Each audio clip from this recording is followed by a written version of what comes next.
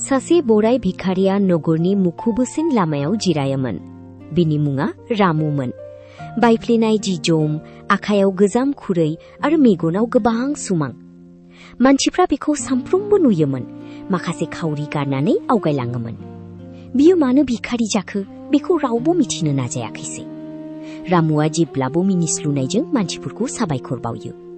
सानसेखालि सासे उन्दै गथ'आ बेखौ सोंदोंमोन, बाबा, नोंहा माबाफोर सिमां दं नामा?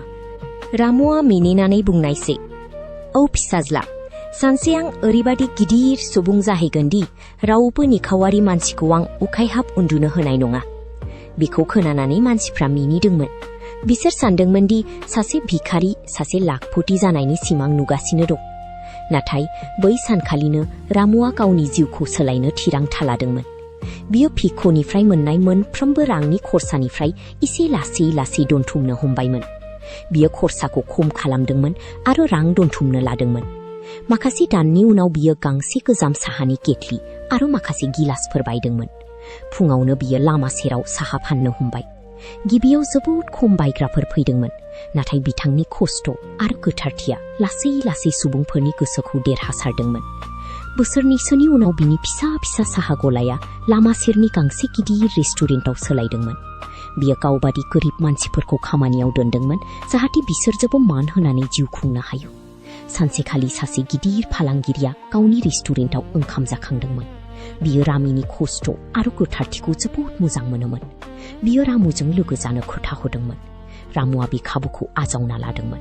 लोगोसे बिसोर गोबां रेस्टुरेन्ट खुलिदोंमोन।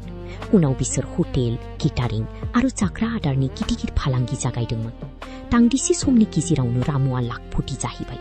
नाथाय लाखपति जानायनि उनावबो बियो गावनि थांखांनाय समखौ बावगाराखै।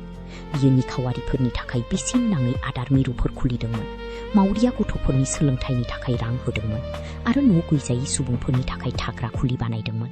सानसेखालि बे एखे उन्दै गथ'आ, जाय दा गिदिर जाबायमोन, बिखौ लोगो हमनो फैदोंमोन आरो बुंदोंमोन, बाबा, नोंथाङा नोंनि सिमांखौ जाफुंहोबाय।